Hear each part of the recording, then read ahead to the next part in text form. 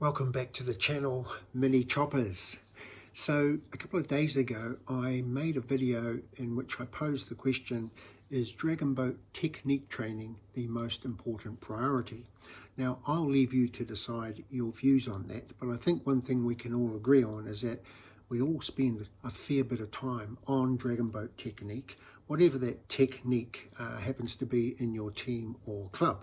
So it's certainly right up there as a priority, that's for sure. And I then went on to talk about some other things that I believed also come into play other than technique training, which help a team become a good dragon boat team on the water. And just to recap some of those things, they were the power in the boat, nutrition, your training and conditioning, your timing and your rhythm, and your mental discipline. And after making that video, I thought about a few other things that I thought were worth making a separate video about. So that's why I'm making this one.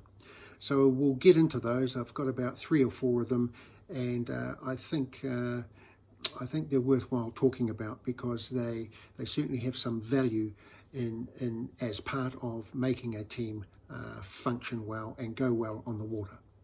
So let's have a look at those. So the first one is the time that the team spends together in the boat on the water. So this is quite important. I think if you're going to want to gel as a team, you've got to have that time together on the water, getting to know each other, in close proximity to each other, understanding how you work and function as a team in the boat, trying different combinations of paddlers, different seating arrangements and so forth. So that time on the water is really important, and it actually means something in the end. It can be the difference between you, maybe winning a race or not winning a race. I can recall an experience in which I was part of a boat in which every person in that boat was quite a very good and skilled and experienced dragon boater in their own right. We hadn't had a lot of time together on the water beforehand, before going into competition, and although we performed quite well on the day, given that we hadn't been in the boat together prior,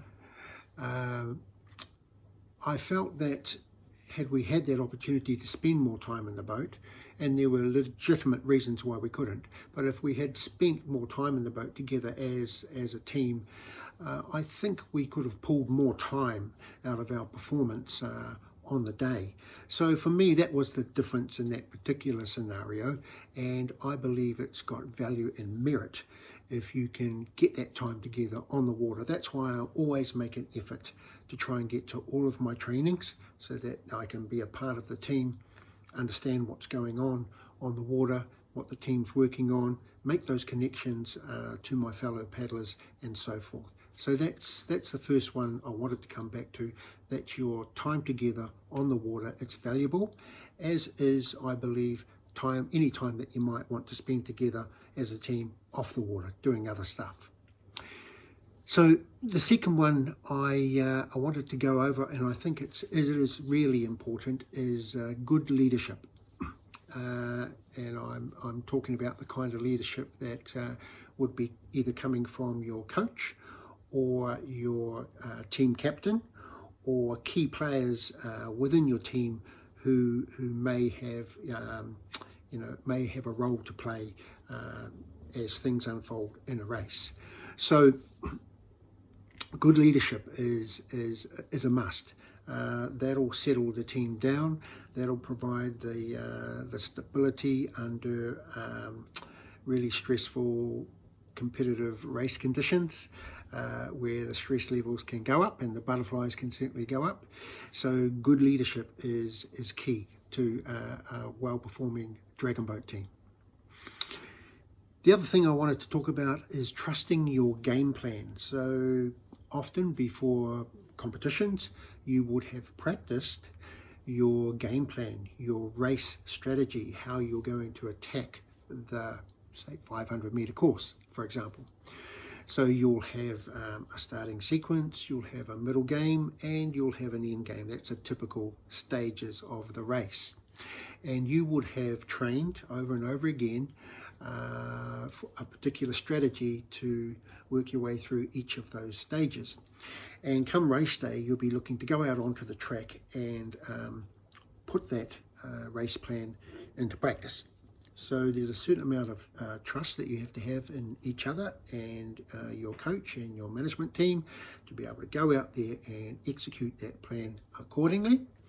And the other part of that is if you go out there and you find actually you did the plan perfectly and it's not kind of getting you to where you thought you would be or where you want to be, then you've got to be able to adapt.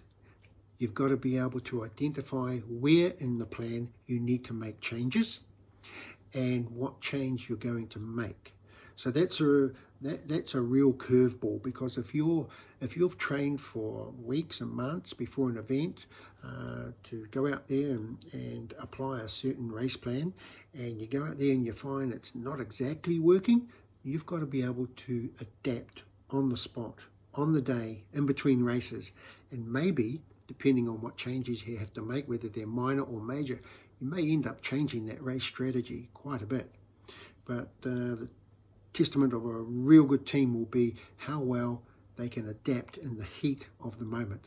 So just to go over that one again, that is your trusting your game plan, and then if you need to, making changes or adapting that race plan in the heat of the moment.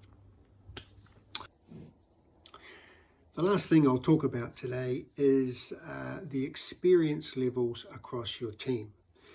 Now, this can actually make a difference to how that team performs on the water under competition conditions, because experienced, seasoned paddlers, they bring with them a wealth of knowledge about how to compete under duress, under stress, under competitive race conditions.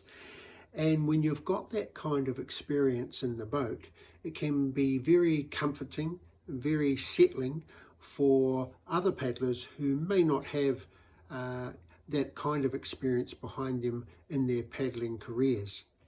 So I've always found it really useful to have these seasoned paddlers in the boat for those kinds of reasons. So there you go.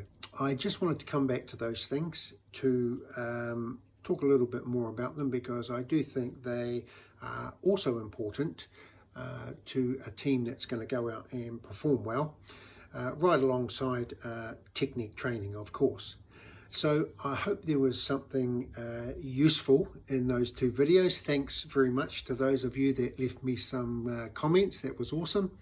And if you have any thoughts on this latest one, feel free to leave some more comments. Until next time.